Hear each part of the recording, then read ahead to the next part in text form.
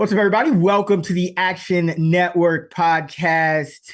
It is week number 10. I'm your host, Chris Raybon, and today we're going to build our Sunday six-pack of Against the Spread bets with the help of my co-host, the Prime Minister of Degenerate Nation, Stuckey. Stuck, what's going on?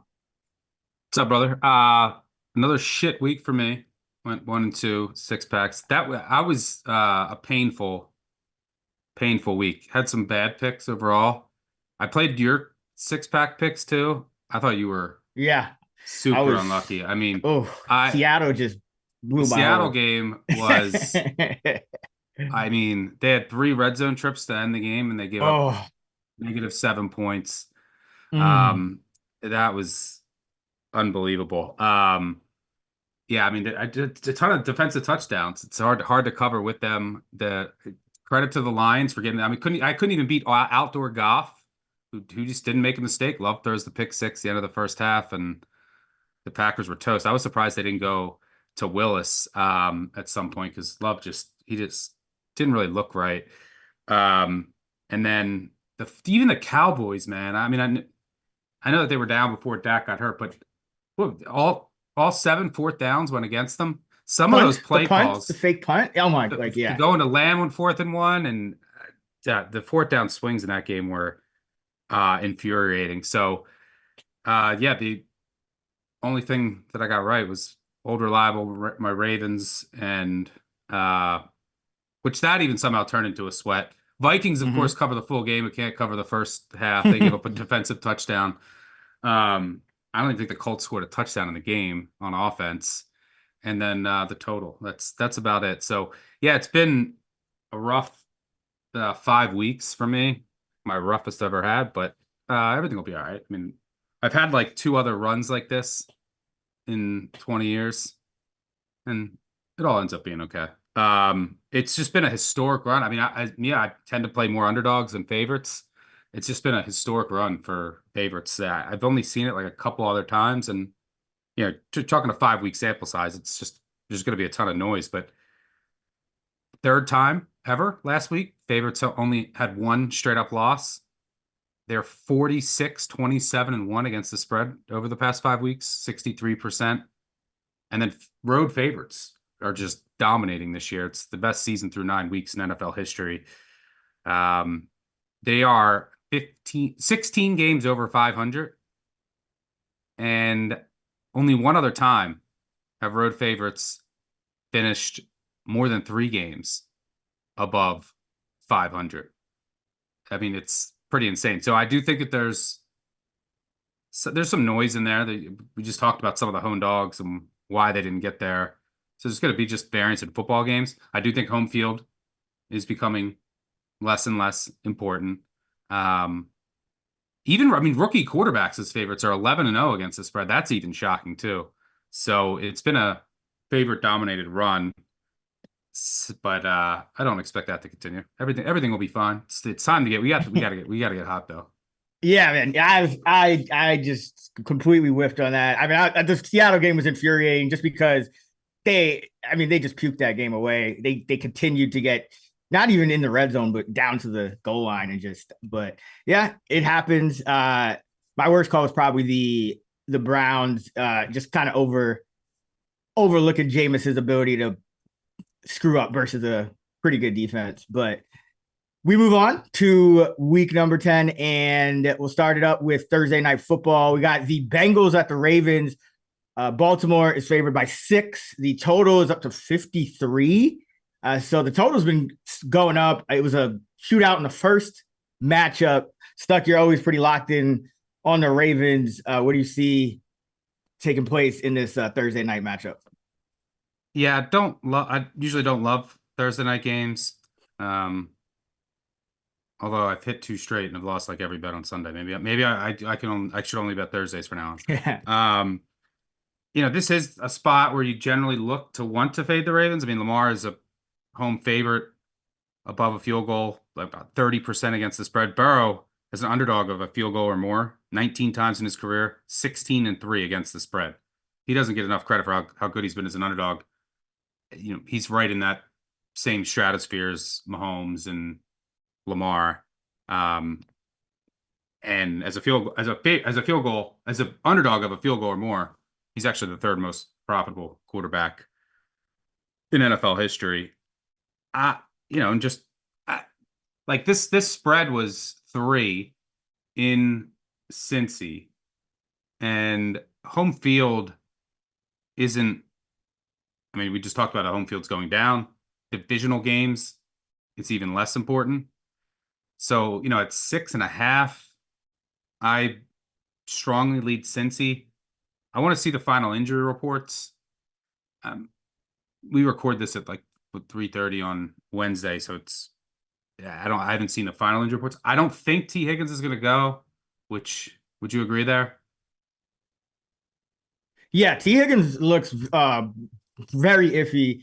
It's a short week, and it was something that acted up on him a couple of weeks ago. Remember, that was a Friday, so it was kind of like a late week thing there. Held him out all through that next week, and yeah, it doesn't look promising for him. And then who knows if the rookie is going to be active, because he's who knows if he's going to come to the meeting tomorrow or the walkthrough. Yeah, so.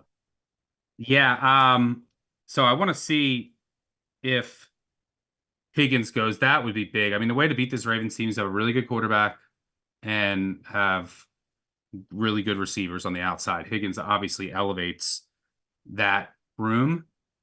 Orlando Brown, not sure if he's going to go either, at their starting left tackle, but I don't think it's as important against this Ravens team. I'm surprised they didn't address their defensive line, particularly their edge rush, during the trade, before the trade deadline. They're just not getting a ton of pressure. It's just, I mean, you even saw it in the Broncos game last week. I mean, Nick's many, many times had just all day to throw. He's just very limited as a passer and doesn't have the same caliber receivers that Burrow will have at his disposal. So I think this line is a touch high. Wish the Bengals were at full strength offensively, but I do think the short week does hurt the Ravens a bit because of their defense, the status of their defensive line right now. Like, they're dealing with a ton of injuries. They don't have a ton of depth. So I think that might hurt their defensive line even more on a short week. And look, the Ravens offense is a juggernaut right now. The Bengals defense is healthier, and there's a lot of familiarity with these two teams. But I just think Burrow and that offense can keep up.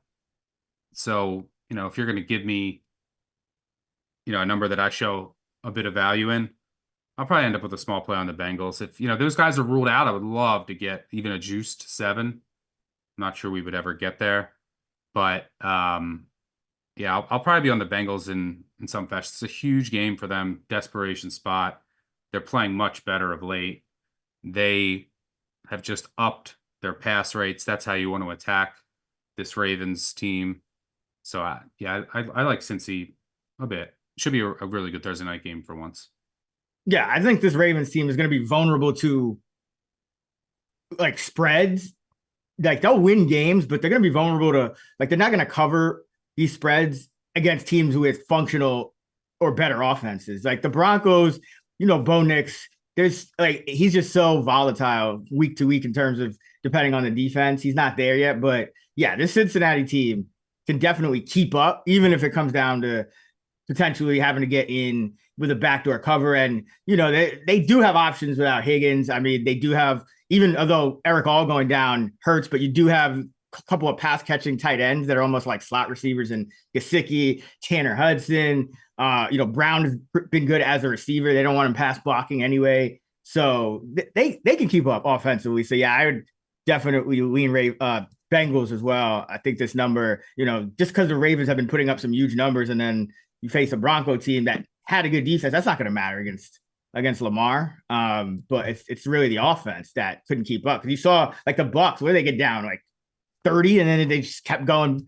You're gonna get points on this Raven defense one way or another. Yep. Yeah, I completely agree. I think it's a good spot in the schedule. Bengals with some in-season revenge, the huge swing game for their season. Since that, and the Ravens, really, they should have lost that game at Cincy. They were down 10 late. Bengals just, bad coaching decisions, missed field goal. I mean, since then, Ravens have played Commanders, Bucks, Browns, Broncos, have gone 3-1, but it's not the hardest strength of schedule that you'll ever see. So I think this is a good spot to kind of sell the Ravens after last week. But would love going to wait on final injury reports. Would love to see if I can get like a juice 7, but I'll probably be on the Bengals small. All right, let's go to our week 10 Sunday 6-pack. The score is you're up to 33-17 now. So you're chipping away. I just had a rough, only thing I hit was my total. We get 2 for our first 2, a point for our third, a point for our total, which we'll do in the next segment. So I got to get back on track. I am up first this week. And for my first pick of the week 10 Sunday 6-pack, I'm going with the Indianapolis Colts plus 4.5. Still like it, 4, 3.5, whatever's out there. Anything more than a field goal against the Buffalo Bills here. And I think this Colts team is significantly better with Joe Flacco at quarterback. Now, you didn't see it as much, in that Minnesota game because they send a ton of blitzes. I think Stuckey even talked about it on the show last week. It's a team that's just going to send a ton of blitzes at you. That's really not what you want with Joe Flacco at the end of the day. But you get this Buffalo team coming into Indianapolis. You still have a great offensive line. Buffalo's, their defense is not the same kind of defense as Minnesota. It's a solid defense, but it's not one that's just going to throw a ton of blitzers in your face. They're dealing with some injuries defensively, as well. You got Jonathan Taylor back.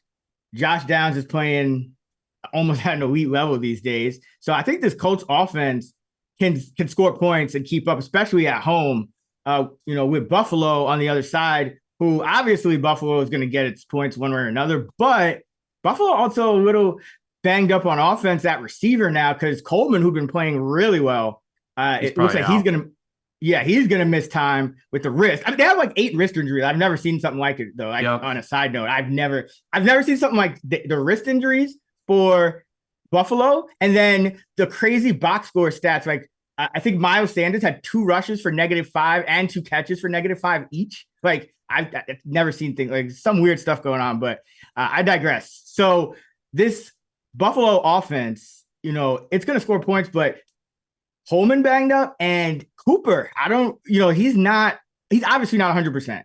And we don't know how much he's going to play because he still hasn't been fully integrated into the offense and he just started missing time. So I don't think this Buffalo offense is going to just be like a passing juggernaut. They're going to go back to running the ball a little bit more. And that's going to keep games a little closer. And we've seen that with Buffalo this year more. Back in the past when they had Dorsey, a Buffalo win meant a blowout.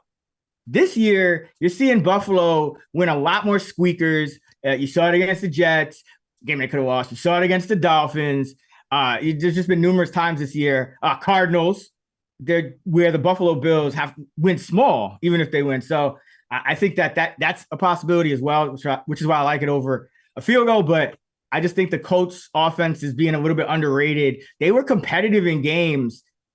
They're 7-2 against the spread, and they started Anthony Richardson for more than half the year. This guy couldn't complete a pass, and this team was staying in games. This team is covering spreads, outperforming expectations. Now you're at home, and you're facing this Buffalo team that's 7-2 straight up. When you have these kind of teams, these matchups, a road favorite with a winning percentage of 75% or more, they're just 121 and 158 against the spread over the past decade, just 43%.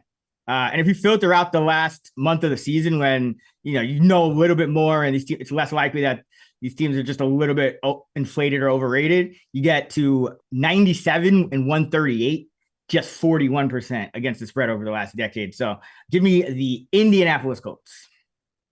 Yeah, I agree. This would have been one of mine. The Colts defense, we know what it is. It's predictable. It's basic. It's static. But they're now healthier. And your boy Womack, by the way, that's your guy. He's playing pretty well. Always looked good out there, man. But the the Colts' defensive metrics, they are a bit depressed because of just the bevy of injuries that they dealt with earlier this season. They're now trending better health-wise. And despite those injuries, particularly up front, their run defense has been pretty good this year. They're top 10 in many advanced metrics across the board. You mentioned those injuries at wide receiver. I agree. I think Bills might go run heavier here. That's the strength of this Colts defense. And what do you want to do against Josh Allen? You don't want to play man. You want to play zone. And the particular coverages that the Colts use, Allen has struggled more against. So I think from a schematic perspective, this is a good thing for the Colts. It's also just a good time to sell the Bills as a road favorite. They've won, 4 or 5 straight. They're sitting at 7-2. They are 4 games up in their division in the loss column after a big divisional win. Kind of a sleepy-ish spot. Got the Chiefs on deck. And, I mean, this is desperation time for the Colts. Bills don't really blitz. That's kind of how you want to handicap Flacco and this Colts offense. Will be much better than it was with Richardson when they're not facing a heavy blitz team. Flacco and this offense in general just have not been able to handle opposing blitzes. Should get Raymond back at left tackle. Believe he was at practice today. By the way, just got word that Higgins is doubtful. Brown is questionable. In the Bengals-Ravens game. So, yeah, I think it's a pretty good matchup for the Colts, and this is probably close to the peak of the market on the Bills. Bills 7-2. How many teams with a winning record have they beat? Can you guess? I'm going to say 1, 0 or 1. Okay. 0.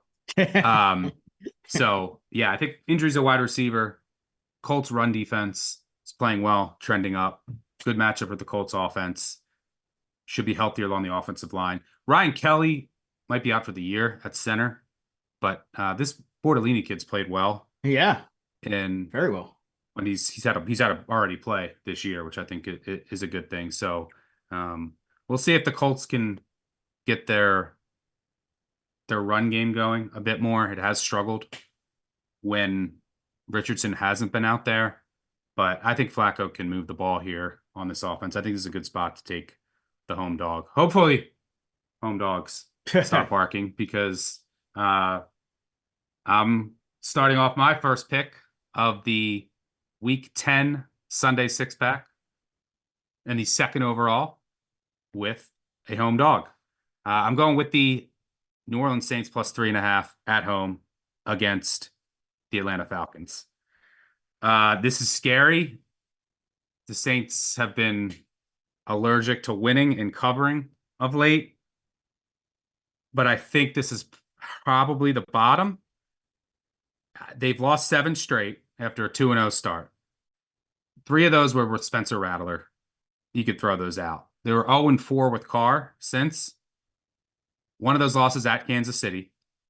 A pretty competitive game until late. The other 3 losses by 3, 2, and 1. So they've been fairly unlucky since that 2-0 start. The Falcons, by the way, who are number 3 in our luck ranking. Saints are dead last. This is a huge luck. This is your luck rankings matchup of the day.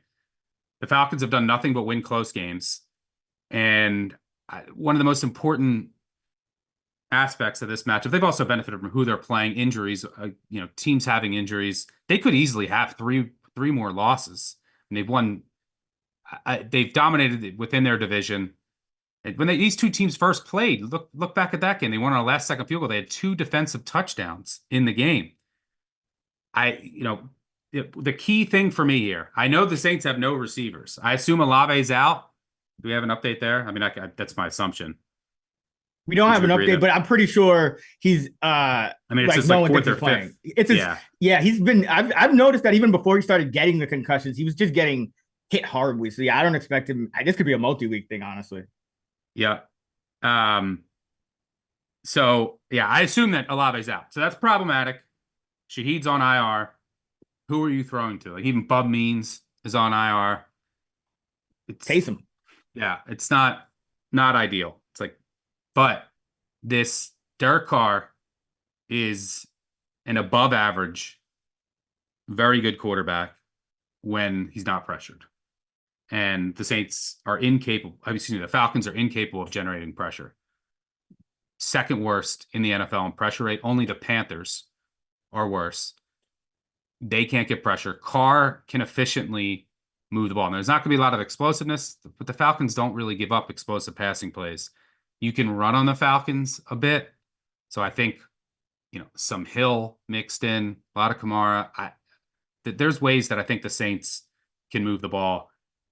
But really what this comes down to is I just think this number, I can't get to above 3.5. I know that the secondary is banged up too, so your corner situation. The rest of the defense a bit healthier, but yeah, the corner situation is great. You traded Marshawn Lattimore, but this Saints defense, I think, can hold its own. It's just this is your prototypical buy low, sell high spot on top of the fact that you have a new head coach. You usually get a new head coach bump the first week with a new head coach. They seem to be rallying around the Riz, and how many times have we said on this podcast how much we hate Dennis Allen as a head coach? I think it can only be a net positive. Even last week against the Panthers, 4th and 1 late, 4th and inches late, punts it away. Thought that was a cowardly decision. Ended up costing him his job because then the Panthers drove down the field for the game-winning touchdown. With Bryce Young. Unfathomable. Bryce Young, the only quarterback to win last week, is an underdog. Who had that on the bingo card? Pretty amazing. So, yeah, I just think that this line has gone too far. Falcons, like last week, is a perfect illustration of their year. Like, they've been very fortunate in close games. And on 4th downs, they're 11 of 15. Of course, they didn't get 2 against the Chiefs for me. They're 11 for 15 on the year. Their opponents are only 7 of 16. So there could be some potential 4th down regression coming their way. So, yeah, I mean, Falcons are playing well, but I think that they're fairly overvalued in the market right now. At over a field goal, at home, with a new coach after 7 straight losses. I mean, I have this Saints team right now. I mean, this Saints team is basically the Cowboys. Like, I know that the Cowboys have CeeDee Lamb. And you probably don't have Olave, but you have a much better rushing attack. Falcons are laying 3 at home to the Cowboys last week. A defense that, didn't have any of its guys back. A defense that's very bad across the board. An offense that has been very bad. Falcons were laying 3 at home there. And Cowboys go 1 of 5 on 4th down. Falcons go 2 of 2. Dak gets hurt. They win by 6. Another 1 possession win. Like that, there's a lot of similarities between what those two teams look like, and you're going to give me 3.5 at home. I have to take it. And the other thing with the new coach is you could have some new wrinkles, which I think are important especially in a divisional game where there's so much familiarity, and you've already played each other earlier this year. So I think this is a rally spot for the Saints. Give me the 3.5 at home. Yeah, I thought about this one. I don't know. The Saints have been really tough to predict. I mean, they just keep finding ways. I don't know much about this interim coach. Do you know much about him? Reezy, I guess he was a special teams coordinator. Any thoughts on him? Yeah. So it's just kind of an unknown for me. But over 3. This is kind of one of those spots historically you expect to cover. Now in 2024, who knows? But I'd be on that side or nothing. Yeah, and by the way, but I will. I've had. Yeah, it's like people will. I was arguing with someone on Twitter, and they were like, "What? You stop betting the dogs just so you can get closing line value." First of all, if you're beating the market in the NFL over the long run, that's all that really matters. No, over the long run. Now, I don't care about that in the short run. I want to win in the short run, but I don't care. I really don't care about what underdogs or favorites have done over a 5-week or even a 10-week stretch. It's just such a small, meaningless sample size where so much stuff can happen. But that doesn't mean that that also doesn't mean on the flip side that you just take every home dog going forward. Road favorites, who's to say that they won't even have a better run? They might not, but I'm not getting scared off of what has worked for me forever. And this is a spot I have to play at 3.5.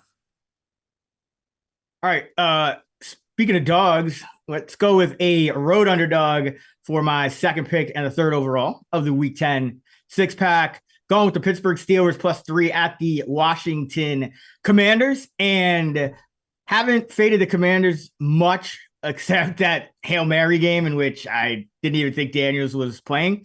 But I think this is a good spot for the Steelers, and it's a little tougher for the Commanders because when you look at this matchup, first of all, Steelers bye came at a good time, get healthier. They had a lot of guys injured. Their defense is what's key for me. The Commanders, if you look up and down their schedule, they really haven't faced top-tier defenses at all. So the Bucs, Giants, Bengals, Cardinals, Browns, when they were kind of just not even fully healthy, probably. And then you face the Ravens, the Panthers, the Bears, which is probably the best defense you face, and they weren't healthy. And then the Giants again. The two games against the Giants, you only scored 27 and 21, which is on the low end for you. And that's because they have a functional pass rush. The Bears game, everyone would blame it on Daniels' injury, but the truth is the Bears have a good D, and Daniels looked fine. He just struggled a little bit. So now you have the best defense they've faced all year. You have the best pressure that they're going to face all year. You have Watt, Highsmith, Hayward, all these guys in the front are healthy. Maybe you might get Herbig back as well. So these are the kind of guys that I want chasing Jaden Daniels, because the thing about Washington, everyone kind of says, oh, they're going to regress this and that. And it's like, that's kind of missing the point. Like, this Washington team is elite, even at offense, I would say. But there's a couple of things that I think can be exposed. Number one, they're leading the league in scoring percentage per drive, with just a number that's not sustainable. It's 60%. Like the league high, I think, ever over the past 2 decades or longer was the Patriots, the 07 Patriots with Tom Brady and Randy Moss. And I think they were like 49.8 or 50, something like that, like right around 50. So it's not sustainable, especially They're when still you consider, perfect on fourth down. Yeah. And here's the crazy part about it. They've done all that, and they're 26th in the red zone. They're not great in the red zone. But the reason for that is because when you look around this offense, Jaden Daniels elevates this entire offense, but the actual talent at the skill positions, and a lot of people would argue the line too, outside of Terry McLaurin, it's not great. And that's like, Washington is getting by with Noah Brown catching Hail Marys. Noah Brown is their second receiver. The corpse of Zach Ertz. The running game is solid. Robinson's banged up. The line was a bunch of guys that, like, no one really expected their line to be good, but Jaden Daniels can move around. So now that's just not going to be there the same way against the Steelers defense on the, coming off a bye. And they get up for these road games under Tomlin when they're an underdog. I'll talk more about that in a second. But then on the other side, another thing that the Commanders really haven't faced is a team not only that's good on defense, but that can combine that with like a functional offense. And the Steelers have become that. Russell Wilson has played better than I expected. Their Pickens and Wilson combination has been working out. They traded for Mike Williams. I don't know what he's going to give him, but it's got to be more than Van Jefferson. And even he's playing better under Russ. Does it? I mean, maybe. I mean, Van Jefferson's not great. But Mike Williams is running wind sprints out there. That's about it. Yeah. I mean, I don't know. I feel like him and Aaron Rodgers have never got it on. Like, I don't know. Like that's a whole topic for another day. But anyway. Well, are you concerned at all about how much Lattimore, this Washington defense is playing well? Now you have Lattimore for Pickens. I'm not as concerned about that because, number one, I don't think Lattimore is the same player he was like in his prime. He's still a better corner than they had on the team, but that's what I'm kind of getting at. It's this offense has been running into good situations, right? Like now you play good defense, it's going to be tougher, but you have this defense it's still a weak defense, but you've played. Lattimore's also hurt. He might not play. Like he's dealing with a hamstring injury. And you played. Listen. You played the Giants, the Bears, the Panthers, the Browns. Like those are your last four. So like this defense is like, oh, it's trending up. It's playing better. They've really gotten it together. A lot of that is probably going to be a mirage at the end of the day because their defensive metrics are still bad. They're still, a bottom 10-ish defense. What are they? 26. They're 26th in DVOA. And remember, DVOA takes schedule strength into account. So they're not good on defense. And the Steelers team with an extra time to prepare, getting healthy. They might have Frazier back. Their offensive line, even backups, have been playing very well, in place of some of the injured starters, but they needed time to get healthy. I think the bye comes at a great time for them too, because you got through those first couple of games with Russell Wilson, and now you get to kind of go back to the drawing board and tweak things a little more and figure some things out. Warren is as healthy as he's been all season. You have Patterson might be back. Everything is just health-wise trending up for the Steelers. And I just think this Washington team, we know they're going to regress and continue to regress. They were a 2-point conversion make by the Giants away from not covering that game. So I'm not putting Washington on this Lions level of like, oh man, like this team is just covering. Like it's just not going to make sense. I'm not that scared because I do think you're going to see more aggression from Washington. But you also have the Tomlin intangible in the bag here with Mike Tomlin on the road as an underdog. He's going to tell his team like, yo, we're playing really well. And they're making us an underdog to this, rookie quarterback and this, team that's proven nothing against any type of competition. They're going to get up for this game. And Mike Tomlin, career dog, 59-31 against the spread, 66% with a 27% ROI, undefeated as a dog this year. It's just that they've been favorites a lot. So I haven't been playing them as much because, Pittsburgh's actually had an interesting schedule themselves, but Tomlin as a dog against an opponent with a better record, 30-11, 73% in his career. Just any stat you look at with Mike Tomlin, when his Steelers are getting points, you take it. And this is another thing I like about the matchup. This is a functional coaching staff. They're not going to have guys just doing dumb shit like the Chicago Bears did and still should have won that game. So, give me the Pittsburgh Steelers +3 here. I expect Steelers to win the game, but try to get the threes because they're probably going to disappear. I've seen money come in on the Steelers, so we're recording this. There's threes out there, but I've also seen some books go to like a juiced or a 2.5. So I still like it because I just expect them to win, but try to get that. I think I disagree. I do think now you come around to the Commanders. Well, I don't know. I'm still selling the Steelers. One of the difficult things that for me this NFL season is that I can, just due to so many of the injuries and like key injuries, is that you can kind of tear down so many teams' resumes. Mm-hmm. Like I can look at the Steelers. Like, is their defense that good? Like they played Atlanta in the opener in Cousins' first game back. Bo Nix second start. Chargers, Herbert and both their tackles get hurt. Lose to the Colts and Richardson, that was the best he's looked. They lose to the Cowboys. They played the Raiders, the Jets, and the Giants. Yeah. Oh no, the schedule is easy. And they've also had some turnover, and that's what the Steelers usually do, though. I will say they're usually good in one possession games too. My biggest problem though is like Washington's defense. They are trending up.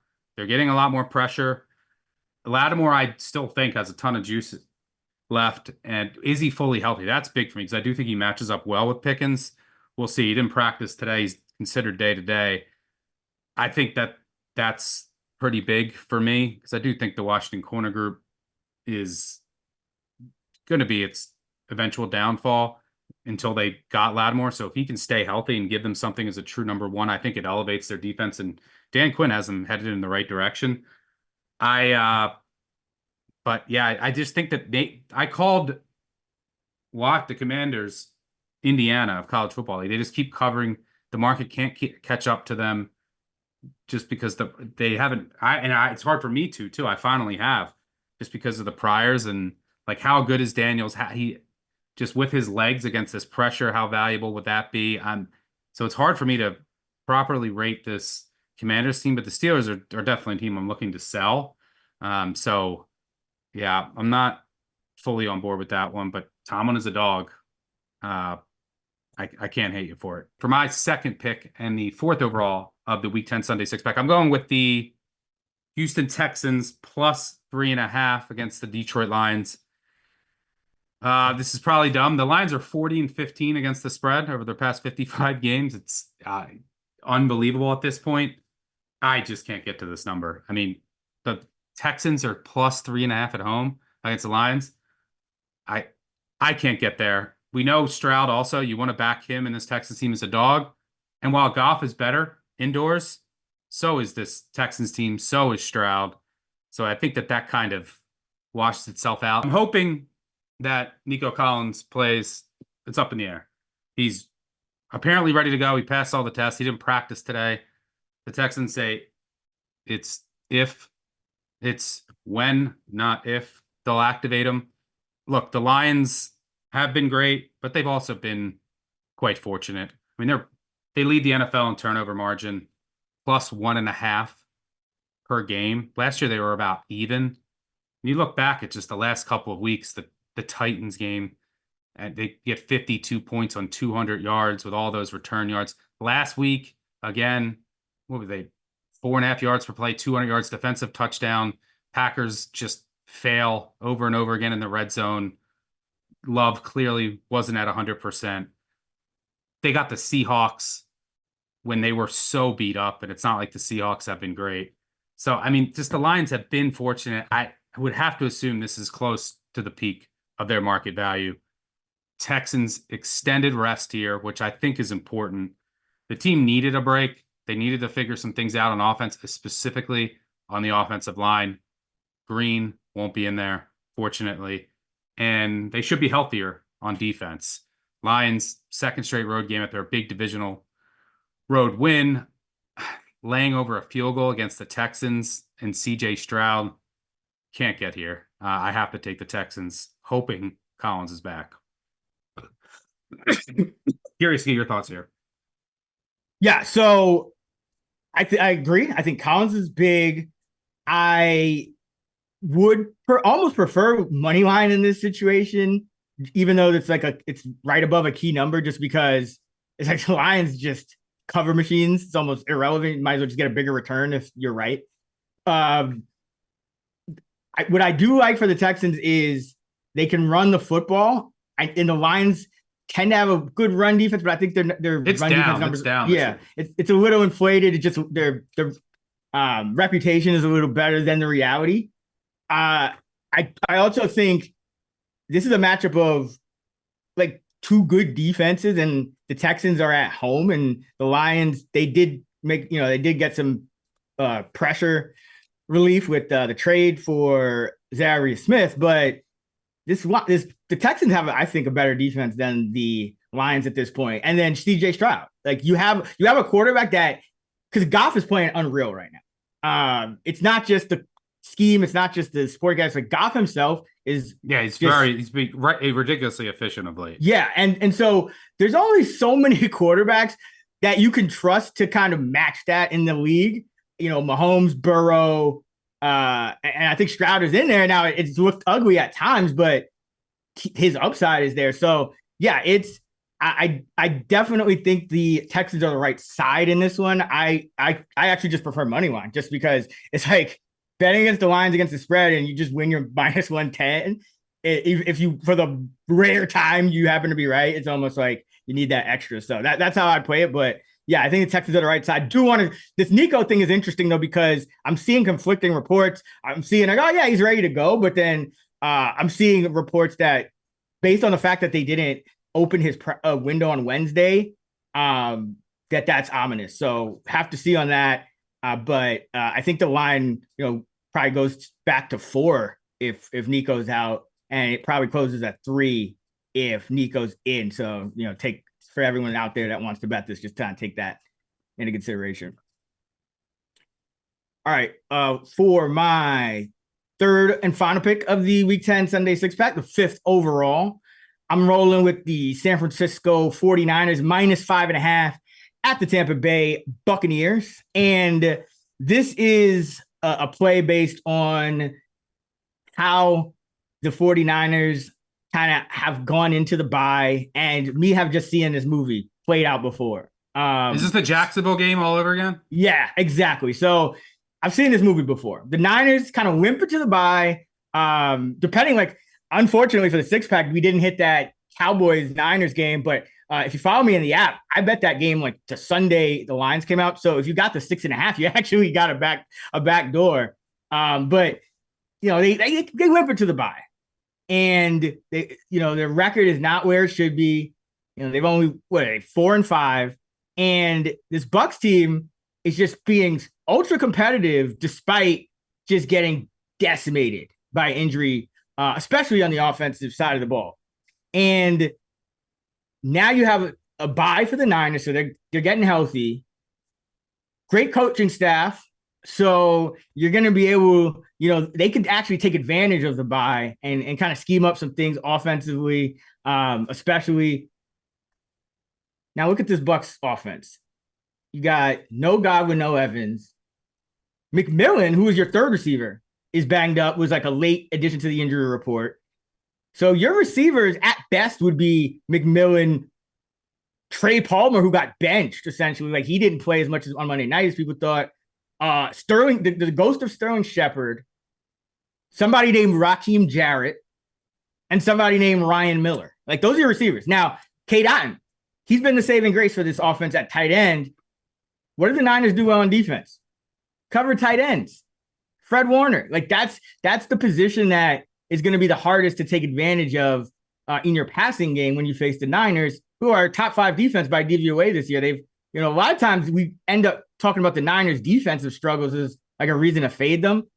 Their defense is playing pretty well.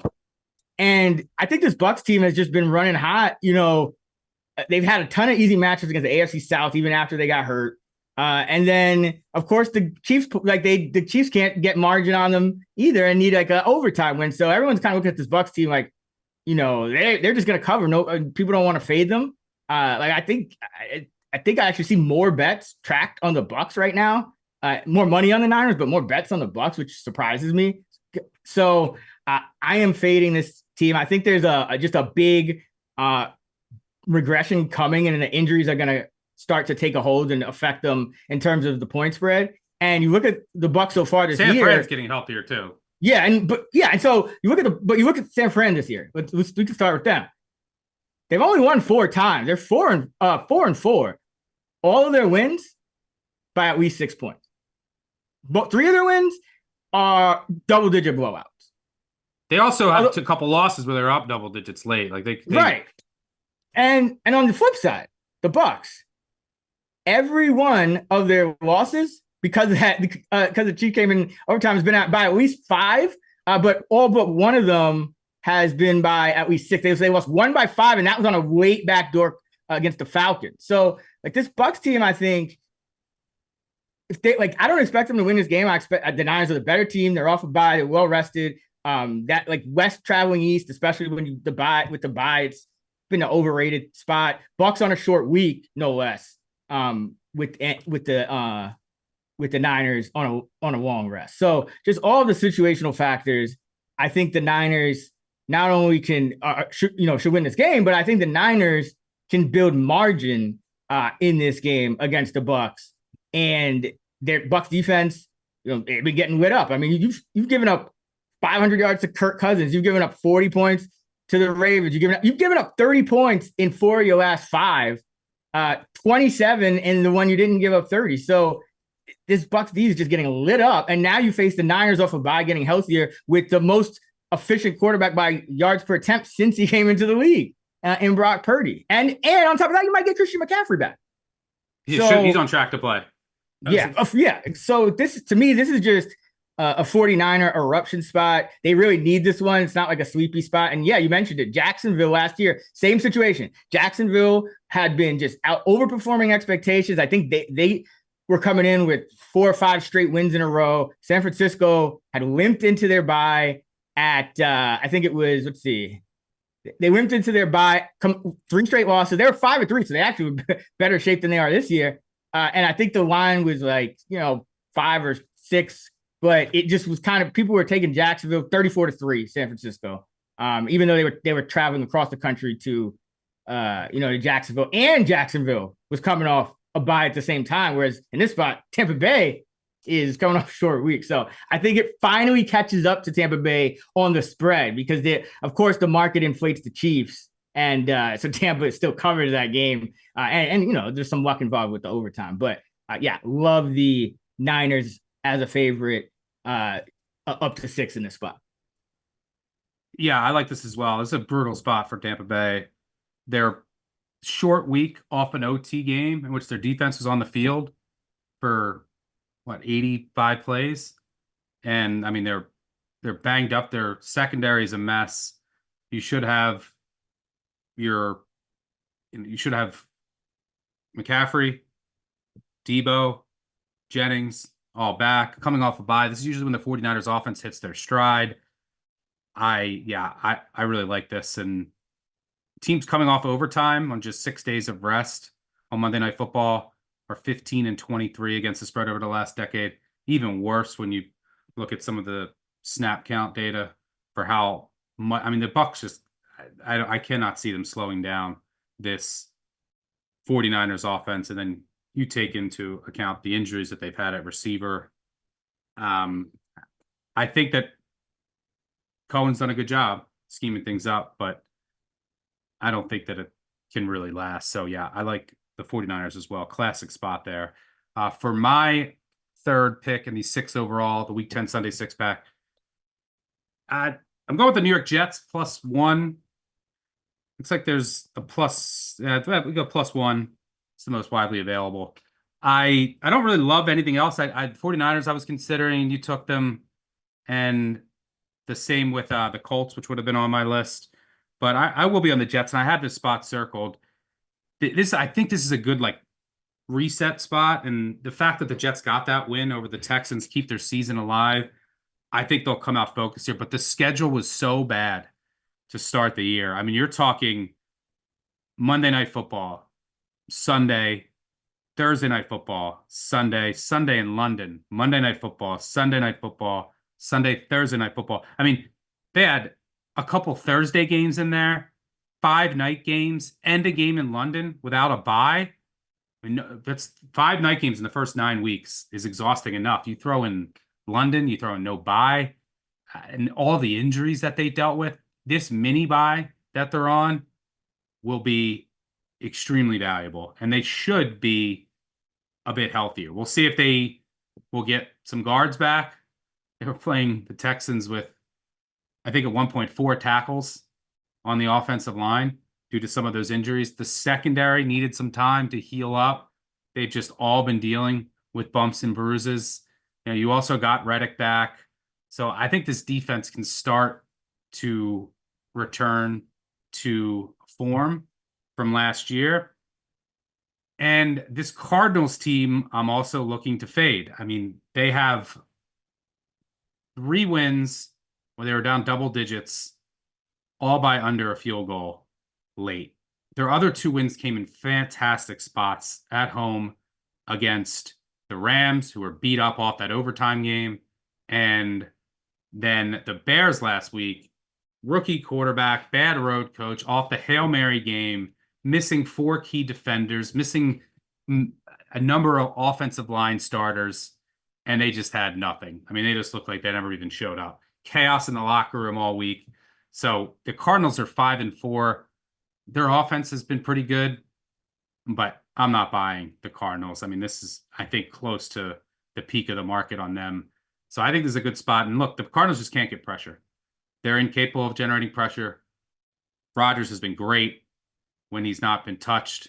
I don't think the Cardinals can cover these Jets' weapons. I also think the Jets, especially if they get a bit healthier on the offensive line, can finally get their run game going to complement their passing attack. I'm not buying this Cardinals defense. That's the weakest link in this game. I don't think Rodgers will be confused by some of the schematic things that the Cardinals do that can confuse younger quarterbacks and less experienced ones. So I think this is a good opportunity to sell Arizona and buy the Jets off this mini buy, which they needed desperately and should be much healthier. I like the Jets here. Yeah, this was actually between this and the 49ers for my third. So I'll probably be on the Jets as well. The one thing that I'm concerned about is the Cardinals' run game on offense, because that's really how they've been staying in these games. And they're not asking Kyler to drop back 40 times. Because if you look at like when Kyler's a high volume guy, the yards per attempt gets lower and lower. The inefficiency shows up more. You start missing throws downfield. But when they can run, and you can run on the Jets, so that worries me a little. But the fact that they were able to kind of weather that storm in the Houston game, because Houston just ran all over them with Mixon.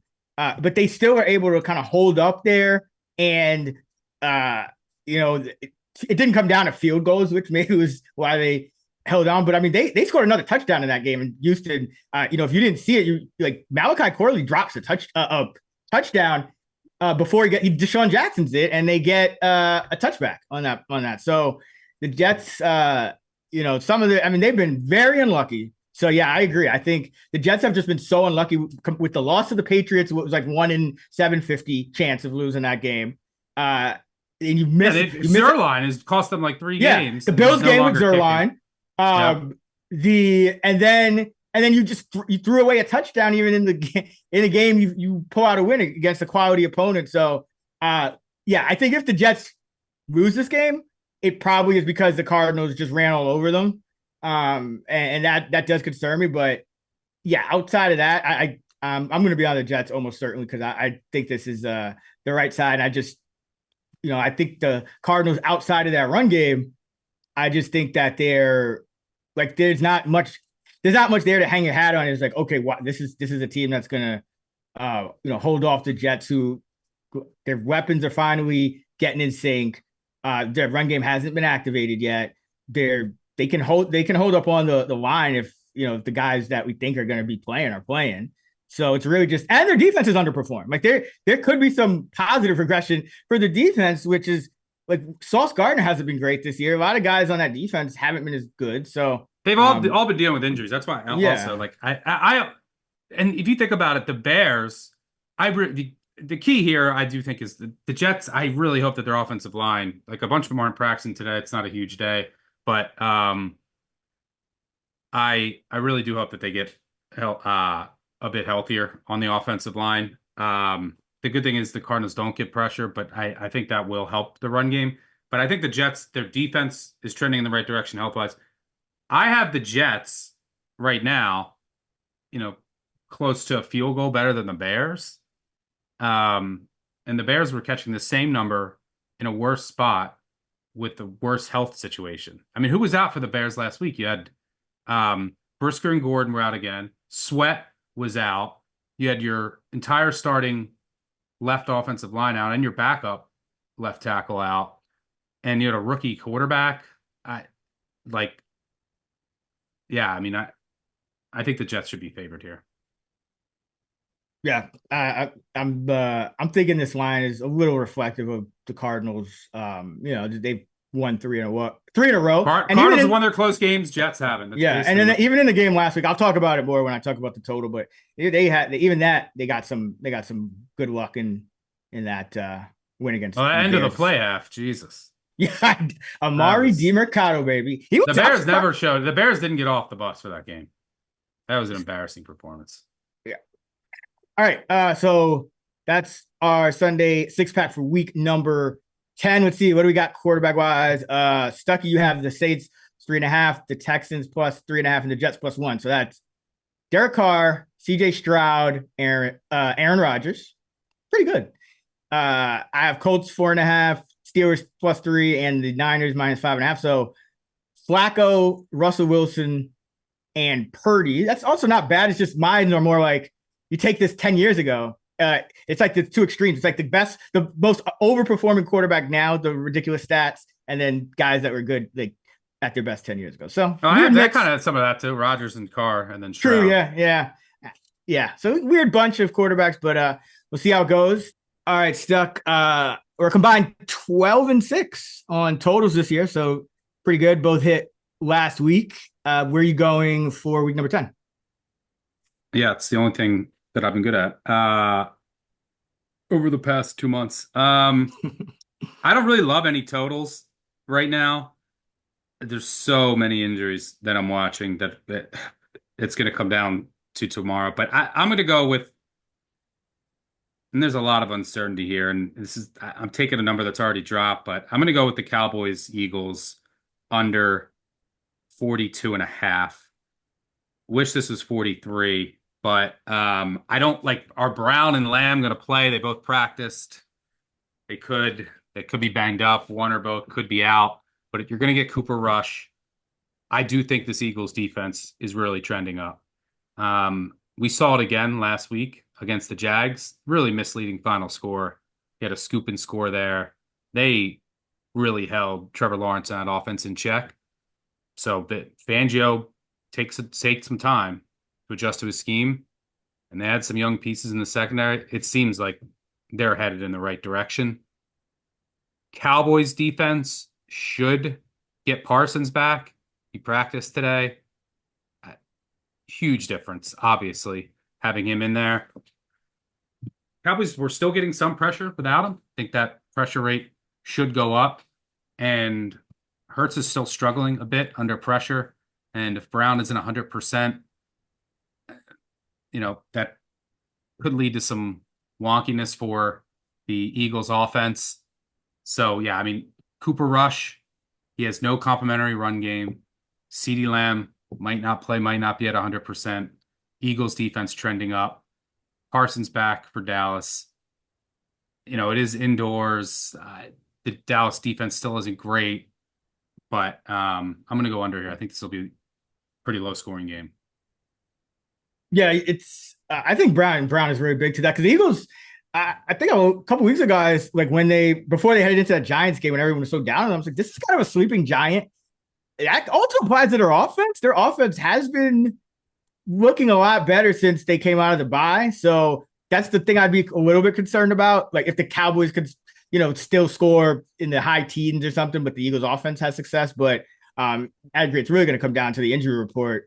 I'm surprised. I'm actually surprised you weren't on the Cowboys. I feel like, weren't you on Cooper Rush when he had that string of, like he had a pretty good stretch at one point. No interest in this spread? It's injury report. I mean, okay. Like Lamb versus, like, what if Lamb goes and Brown doesn't?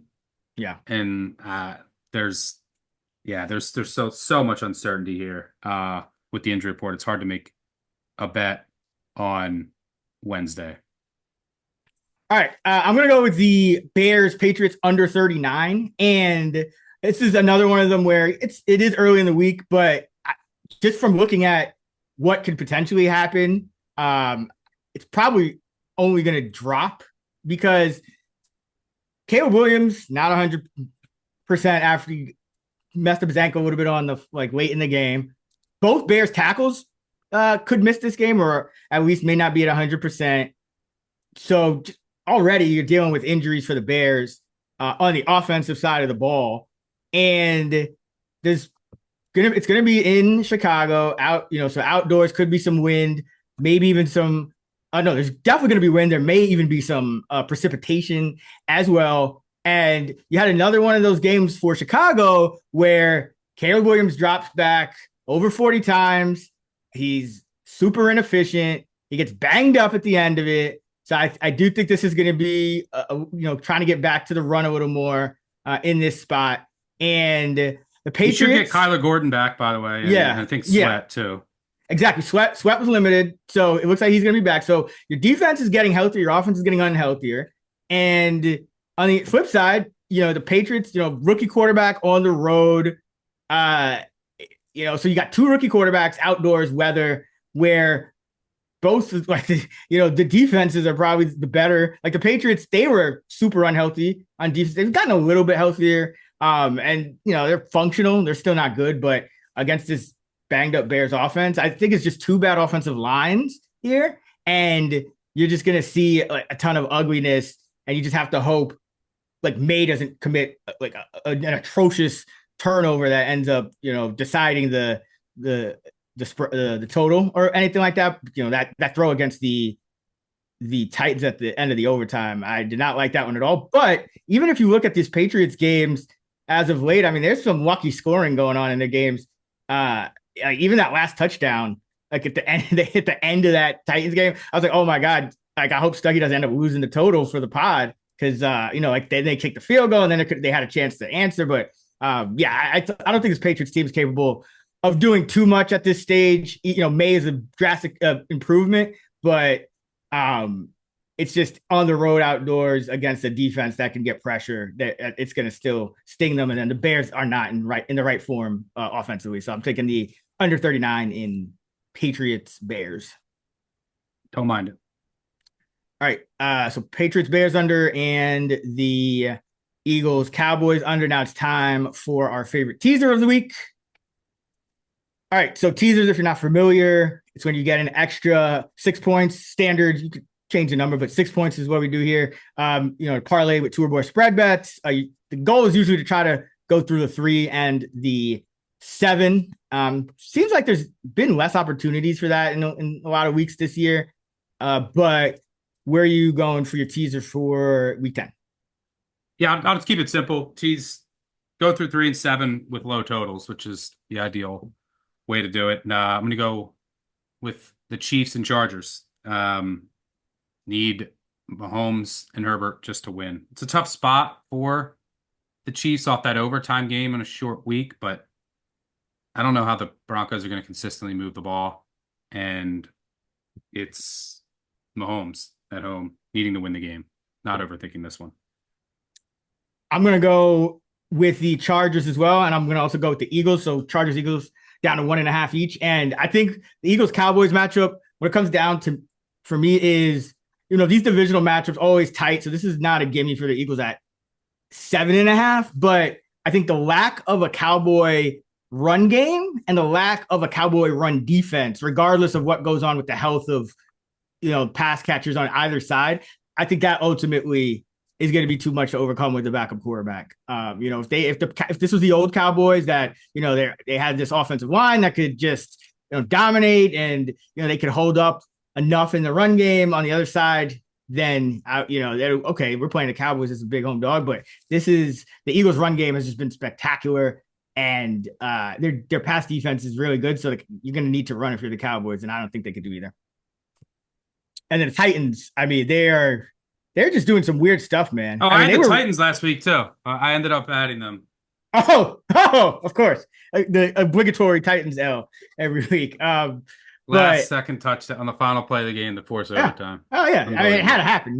It's the universe does not want you to win a Titans bet. That's for sure. But they were doing some weird stuff. Like guys didn't practice all week, which usually means automatic, inactive. And then like Tony Pollard didn't practice all week. They give him like 30 touches. So like, was that the reason he didn't practice? But then Tyler Boyd doesn't practice all week. And he essentially gets like he plays only half the snaps. Was that because they're trying to trade him? I don't know. So it's just some weird stuff going on with the Titans, but they're just overmatched here. So they're going to need luck, which is always possible. But Chargers on both sides of the ball are just in good form, healthy enough. So yeah, I like the Chargers at the 1.5 tease down. So Chargers 1.5, Chiefs 2.5 for you, and then Eagles 1.5, Chargers 1.5 tease down for me. Let's go to our week 10 Underdog Moneyline Parlay. All right, last week both lost. Cowboys, Patriots, although did have a fighting chance once the Patriots got that last second play, and then got the ball in overtime. But May throws the pick, so we all end up losing on the Titans. Because what else would be on brand for this podcast? But where are you going this week? Then give me the Colts. Talked about the game earlier. I'm gonna go with the Texans here, and the reason is I mentioned earlier. Like at this point, it's just why even take the bet against the Lions on the spread if you're going to do it? You might as well just get the max return. So they're plus 155. If the Lions are going to lose some games this year, I think they are right there with the Chiefs as the best team. Probably even might even have, I think I have the Lions actually slightly better than the Chiefs. But both teams have made trades, so whatever. Point is, they're still going to lose games, and the Texans are one of the few teams that have what it takes to beat the Lions. You have a quarterback that's capable of being elite, and you have a defense that's very good, top 3 in DVOA, a competent coaching staff, and you're at home. So all the ingredients. So give me the Texans. So Colts are plus 176 at home against Buffalo. The Texans plus 155 at home against Detroit. Parlay them together, plus 604. Nice juicy one for two teams I don't think many people expect to win in these spots because they're going against two teams with very good records. So this is a fun one. And I think these teams are being a little underrated here.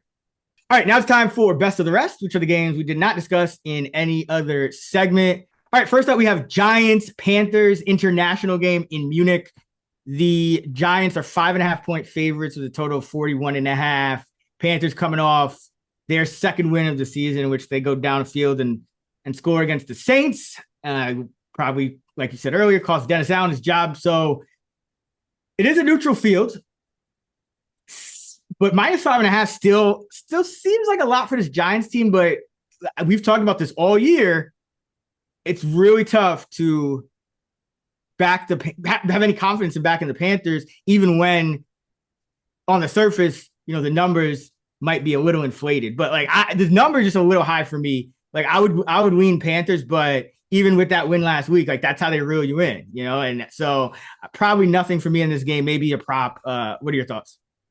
Yeah, I mean the Panthers don't get pressure, so that's how you just kill this Giants offense. That's problematic.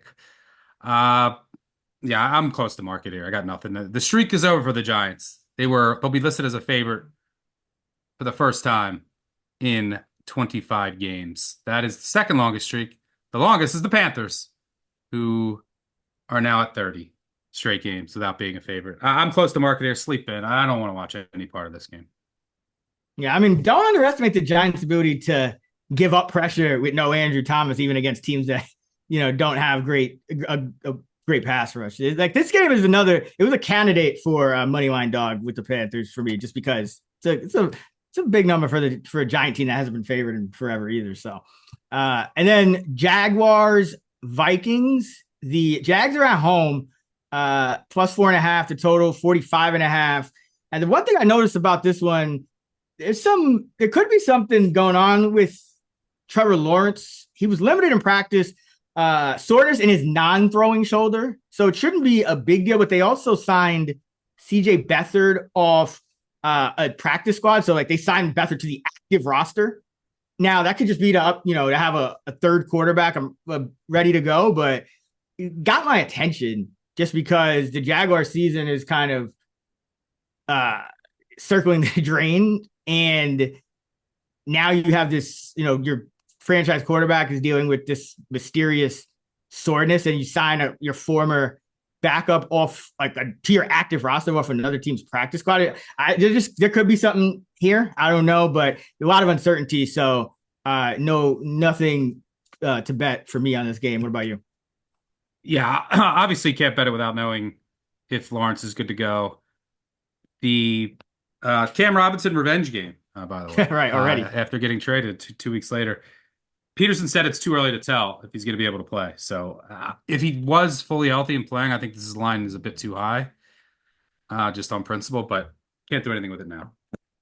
Yeah, this seems like another spot where there's probably some money that came in on the Jags already. It's one of those home dog spots that is alluring on paper, and then by the end of the week it'll be like everyone's out for the Jaguars, they're tanking, and Minnesota gets right on the road. So yeah, nothing here. Don't want to.